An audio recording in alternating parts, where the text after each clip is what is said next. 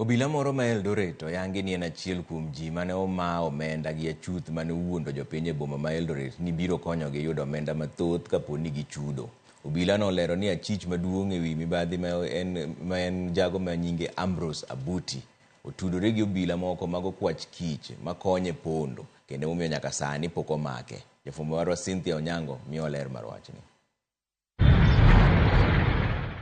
Jo-Kenya pod dhogi omoko ewi kit kuo mane okwalgo omenda mag moko kuom jodak ma Eldoret kokalo e lwet achudhe mane wuondogi ni dhi keto pesagi bedo mabup. Penjo en ni, ang'o momiyo nyaka sani achich maduong' e mibadhino Ambrose Abuti pok omaki? Being a police officer and I have knowledge about what is happening, how we can get into someone, and you realize that the rightful people to help you because you don't want to take law into your own hands, the rightful people, the respective people to help you are benefiting. Particularly this Henry Mwiti. It is so painful. Apisa ni mawapando nyinge nikech arita mare lero kaka ne otemo chiwo report ne apisa wadgi mawuok e bad obila mar okwach kich DCI ewi kuma Ambrose Abuti ne opondo to kata kamano ote mare ne ogore Luanda ni mar okwach kich ne omedo konyo achij no pondo. The DCI had known about the Ambrose issue. Mwiti said that Ambrose could not be reached.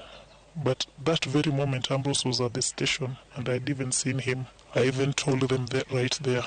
And he went ahead and told me that there's no way I was going to get help. Obila no en achiel kuom jo-Kenya mane owuondi gi Abuti kendo ne onyodh kuom omenda maromo shillings 800 e tielo mokwongo kendo bang'e ochako wito shillings 450. Omedo lero ni kenyne mar higni 20 okethore ma orumo chuth bang' jaode paro ni ne obedo winjruok ma ling' kod jadolo mar kanisa kachiel kod Ambrose e lal mar omenda mar familia. I'm harboring a lot of pain.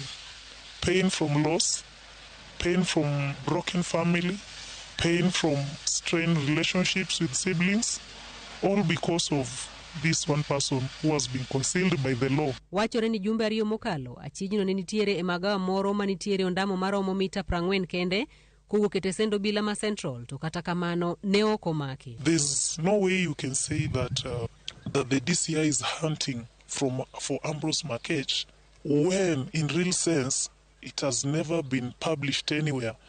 There are people who have been even worse than Ambrose and they have been arrested. What makes him special?